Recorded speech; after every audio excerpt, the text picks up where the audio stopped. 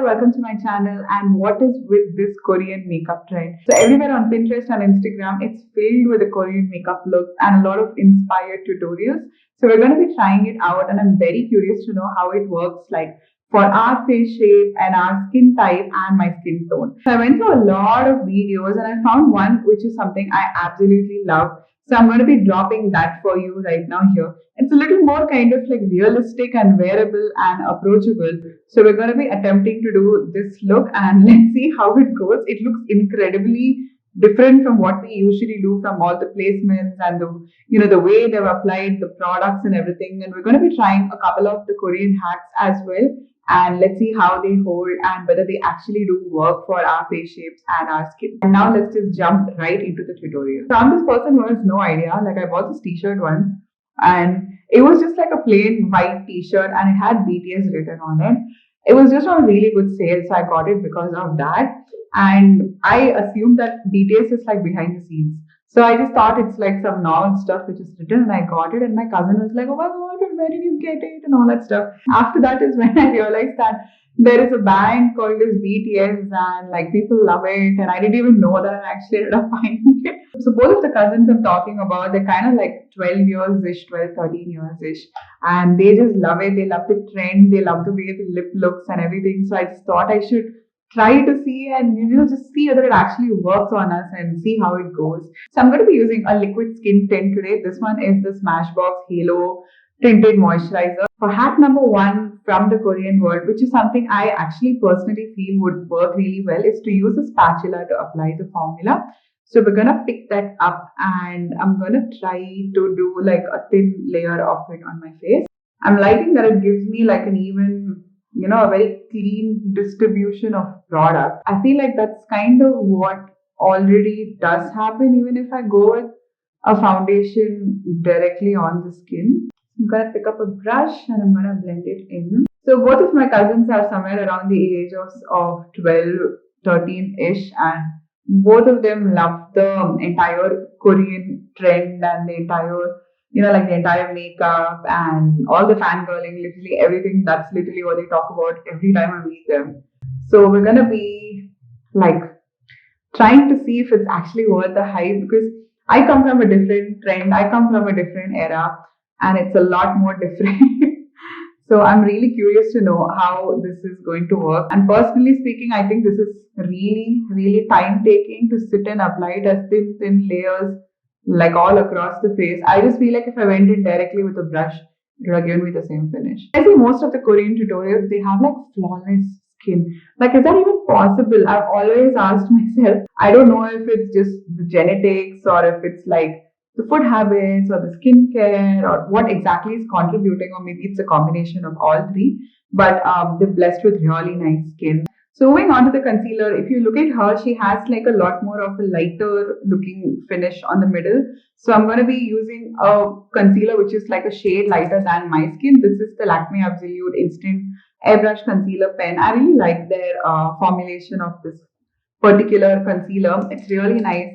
Okay, so the product is finally out and I am going to be doing like a very, very, very slight application here. It is something which I don't do, but in most of the tutorials, they had something like this done. So I'm just going to attempt doing the same thing and they go a little bit here and they had a good amount of product here. I'm going to use it on the lid too because I have a lot of pigmentation on my lid and I want to have like a clean lid to do the entire eye work on. Jumping in with a brush from Bougie Beauty, I am just going to blend it all out. So I've just zoomed you a little more in and that's pretty much it at this point. And then they do this really absurd technique, which is to go with the contour vertically on the jawline to make the face look a lot more like sculpted and thinner. Okay, so I've done the 3 lines like how the tutorial shows and then she just like blends it out.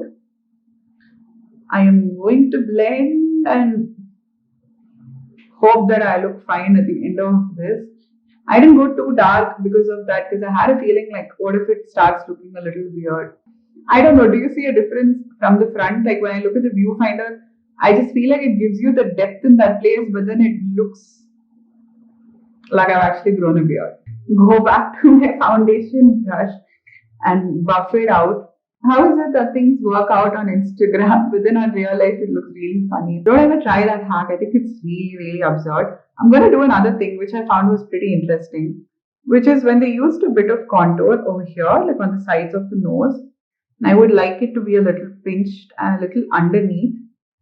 And then they slightly take it upwards. So it's not like all the way from the side, like what we're used to doing. I'm kind of trying to pull it downwards and keep it more concentrated towards the bottom. And then I want to blend it to the sides. Okay, so if you see the tutorial, she's using like a very peachy kind of a blush. So I'm using the Rare Beauty in the shade Virtue. You can use any peachy brown toned blush for this look. It should work. If you want to do a pink version, you can go ahead and do the same. Just keep everything in the same tone and you should be good to go. So they have this really unique placement for the blush, which I'm very curious to try. So it's somewhere over here.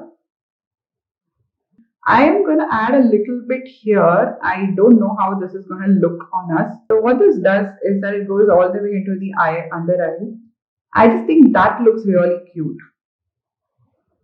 That's a place which I would definitely not apply my blush, but I feel like it looks really nice for the look and the vibe we're going in for today. Okay, so there's everything which I like about the blush trend. The only thing is that I feel like it goes a little towards the pores. So if you have like very enlarged pores, it's going to look very, very off. So I'm going to be using a little bit of the One Size setting powder. A very tiny amount of powder. Like I don't want to go very overboard with the powder. I'm going to set the sides of the eye because that's something I feel like they do in a lot of tutorials. I feel like I've personally been victimized by the entire dewy trend. So I don't know if you guys have ever had that. Like you watch a video and you go try doing a dewy base. You just feel like an entire oily mess and every single pore and every single imperfection on your skin just looks so highlighted. Okay, so what she does is that she combs her brows upwards and then she uses some kind of gel and she like sticks them together and makes them stand like pokey types. We're going to be attempting the same, and God forgive me if I mess this up. But then we're going to be trying a little bit with the Anastasia's brow freeze and we're going to be attempting to do the same thing. I don't know if it's going to stand for me as much as hers, but let's give it a shot. So now what I'm going to be doing is that I'm using my tweezer and I'm kind of putting like two strands together. So I'm just going to use the sugar pencil and I have a bit of a bald patch here. I am applying a little product in that place alone. So moving on to the eyes, I am absolutely in love with this. Just like, look at that. It's just like stunning. They don't have a lot of steps shown in the video, but from what I can understand, there is something like a matte, lighter shade towards the inner corner. And it's like a peachy brown toned color all over the lid, a bit of dark brown smokiness along the lash line. Okay, so we have the Anastasia's Cosmos eyeshadow palette right now. And I'm going to be using this shade here and this shade over here. So picking up that peachy color, this is something which I really like, this color. I used this for my wedding makeup and it was like the primary shade which I used all over my lid. Like a nice peachy pink toned color. So I'm going to be using the same color on my lower lash line. So the thing is that because we're going into very similar colors, the blush and the eyeshadow is very beautifully fusing in this place, which makes it look a lot more nicer instead of, kind of making it really, really over the top. So for the next step, I'm going to pick up that nice warm brown color and I'm going to just apply it like across the lash line.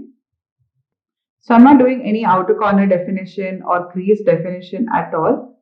We're just going in with a little like gradient washes of color. So for the shimmer factor, we're going to be using the Huda Snotty Nude eyeshadow palette. So I'm just picking up the shade Tantric on my finger and I'm going to very, very softly blend it across the lid. And the shimmer goes a little above the crease too, which is something which I never do. So we're going to attempt doing that today, going a little higher and then I'm going to just blend out the edges. Moving on to the most exciting part, which is the wing. I'm going to be using the Tann Beauty eyeshadow palette. You can use any eyeshadow palette.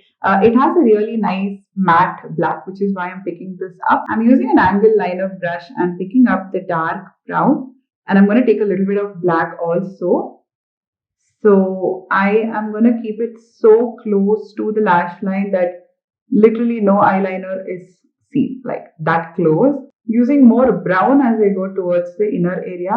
So if you see most of the tutorials, the liner doesn't go all the way till the outer V. They go a little above the outer V and then they take it out as a straight line. So I'm going to be attempting to do the same. This is the first time I'm trying this out. So how it's done? Just creating a bit more depth in the outer corner to make it look a little more connected. And I'm going to do something with the lower lash line where I'm going to go from underneath and we're going to pull it out over here and create a gap in the middle.